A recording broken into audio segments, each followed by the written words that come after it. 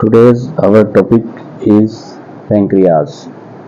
pancreas में जो headings हमने कवर करनी है उनमें नंबर 1 पे है histology of pancreas, number 2 mechanism of insulin release, number 3 function of the insulin, number 4 diabetes mellitus.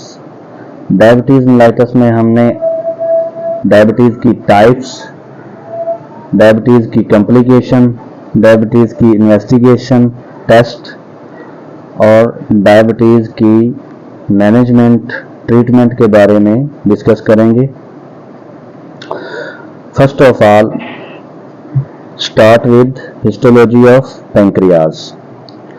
जब हम पेंक्रियाज की हिस्टोलॉजी की बात करें तो पेंक्रियाज को हम दो हिस्सों में डिवाइड करते हैं। Number 1 parenchyma portion, number 2 stroma portion. Stroma को सपोर्टिव टिश्यू भी कहते हैं और कनेक्टिव टिश्यू भी कहते हैं। पैरेन्काइमा पोर्शन को हम मजीद दो पोर्शन में डिवाइड करते हैं। नंबर 1 एंडोक्राइन पोर्शन, जिसको आइलेट्स ऑफ लंगरहांस पोर्शन भी कहते हैं। Number 2 exocrine portion. Exocrine portion जो पेंक्रियाज का है, पैरेन्काइमा का जो एक्सोक्राइन पोर्शन है, ये पोर्शन अपनी जो सेक्रीशंस होती हैं इनको डायरेक्ट डक्ट्स में पोर करता है और रिस्पॉन्सिबल होता है for the release of 3 enzymes. Number 1 pancreatic amylase for the digestion of dietary carbohydrates, number 2 pancreatic lipase for the digestion of dietary lipids, number 3 pancreatic protease for the digestion of dietary proteins. और याद रखें ये जो तीनों enzymes हैं, 3 enzymes work at alkaline pH. ठीक है, all the 3 enzymes will act in small gut for the digestion of carbohydrates, proteins and lipids in alkaline environment। ठीक है, तो आपने जो चीज याद रखनी है, exocrine portion of the parenchyma will release secretions into ducts.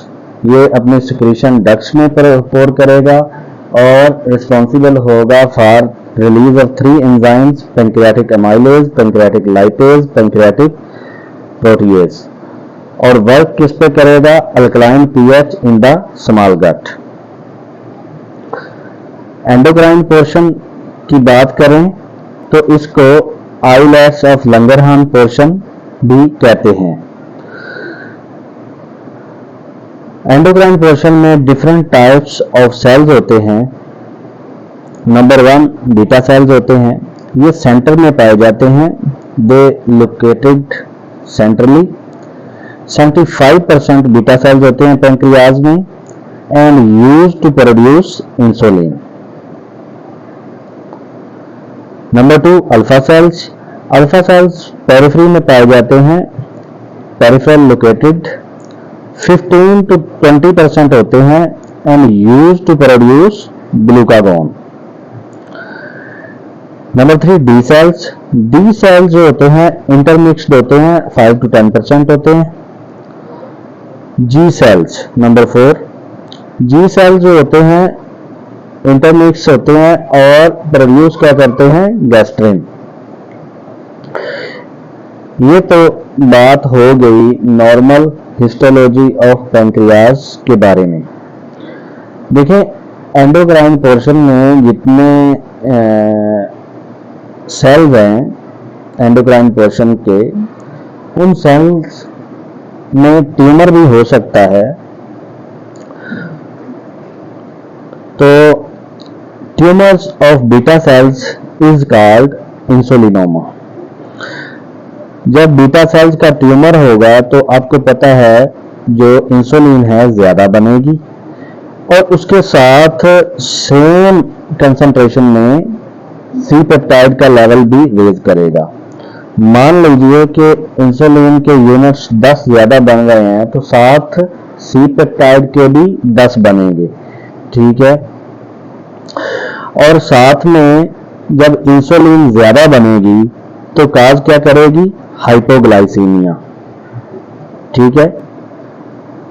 याद रखें, एग्जाम में अगर आपसे पूछा जाए कि एक पेशेंट है जिसका इंसुलिन लेवल बढ़ा हुआ है, सी पेप्टाइड का लेवल भी बढ़ा हुआ है और पेशेंट को बार बार हाइपोग्लाइसीमिया हो रहा है, तो answer will be insulinoma, tumour of the beta cells, ठीक है।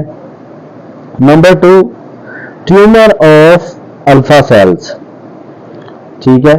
ट्यूमर ऑफ अल्फा सेल्स को हम क्या बोलते हैं? ग्लूकागोनोमा। जब अल्फा सेल्स का ट्यूमर होगा, ग्लूकागोनोमा होगा, तो क्या होगा? ग्लूकागोन हार्मोन ज्यादा बनेगा, which will cause secondary diabetes, ठीक है। तो ये भी आपको एग्जाम में पूछा जा सकता है कि ग्लूकागोनोमा क्या काज करता है? Tumour of the alpha cells ग्लूकागोनोमा क्या काज करेगा? सेकेंडरी डायबिटीज, ठीक है। नंबर 3 पे गैस्ट्रिनोमा। गैस्ट्रिनोमा को ज़ोलिंगर एलिसन सिंड्रोम भी बोलते हैं। Tumour of G cells in pancreas is called gastrinoma और Zollinger Ellison syndrome. G cells में ट्यूमर हो जाए तो उसको गैस्ट्रिनोमा कहते हैं। गैस्ट्रिनोमा होगा पेशेंट तो होगा क्या? गैस्ट्रिन ज़्यादा बनेगा। जब गैस्ट्रिन हार्मोन ज़्यादा बनेगा which will act on gastric mucosa, ठीक है। तो वो गैस्ट्रिक मुकोजा पे एक्ट करेगा जिसके 2 आउटकम होंगे।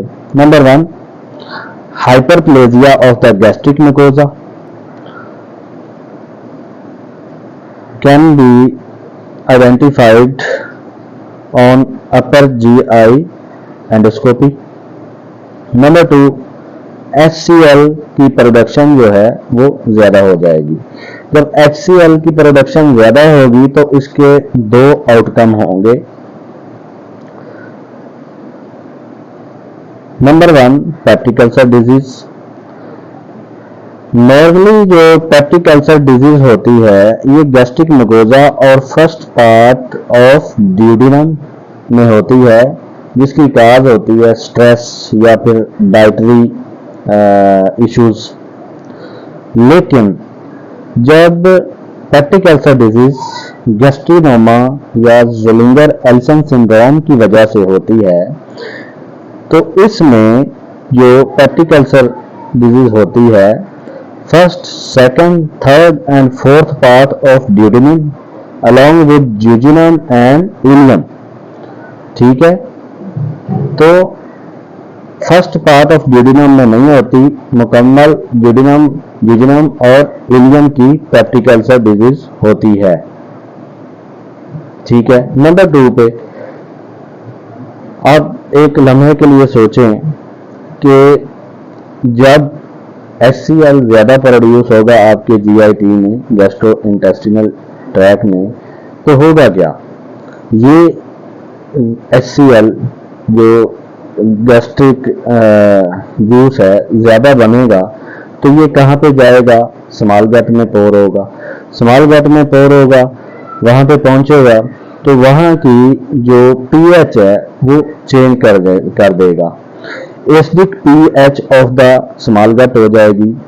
और रिमेंबर करें पहले कि शुरू में हमने पढ़ा था कि स्मॉल गट की जो pH होती है वो अल्कलाइन होती है और अल्कलाइन pH पे जो पैंक्रियाटिक एंजाइम्स होते हैं, अमाइलेज, लाइपेज, प्रोटीएज काम करते हैं। जब pH स्मॉल गट की चेंज होगी तो होगा क्या, pancreatic enzymes will become non functional. Pancreatic enzyme जो हैं अमाइलेज, लाइपेज, प्रोटीएज, वो सही तरह से फंक्शन नहीं कर पाएंगे, जिसकी वजह से वो नॉन फंक्शनल हो जाएंगे। और नॉन फंक्शनल पैंक्रियाटिक एंजाइम काज मैल अब्जॉर्प्शन। ठीक है, तो मैल अब्जॉर्प्शन होगी। ठीक है, मैल अब्जॉर्प्शन हम गैस्ट्रिक पैथोलॉजी में पढ़ेंगे, लेकिन ये यहाँ पे आपने ये पॉइंट याद रखना है कि मैल एब्जॉर्प्शन की एक वजह गैस्ट्रिनोमा भी है, विलिंगर एल्सन सिंड्रोम।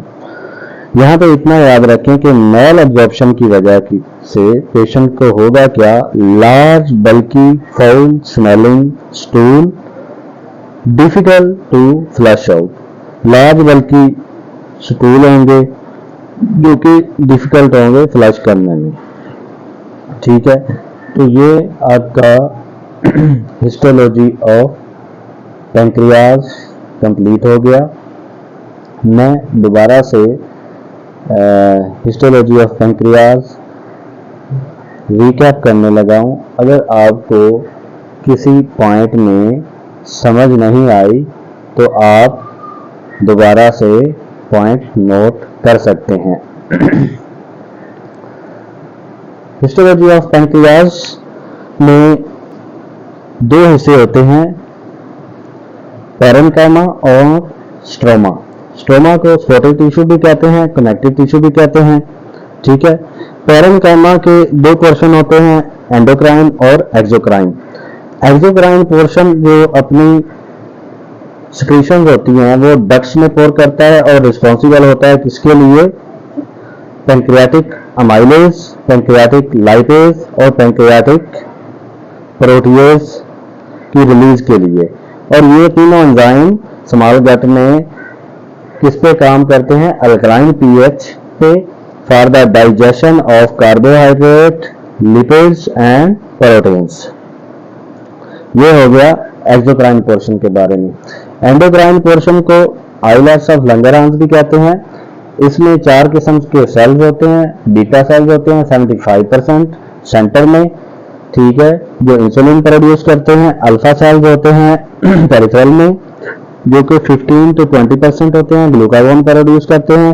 डेल्टा सेल्स होते हैं जो कि इंटरमिक्स होते हैं, ठीक है, 5 to 10%। जी सेल्स होते हैं जो कि इंटरमिक्स होते हैं और गैस्ट्रिन प्रोड्यूस करते हैं। ये हो गई नॉर्मल हिस्टोलॉजी। अगर हम पैथोलॉजी की बात करें तो tumour of beta cells is called insulinoma.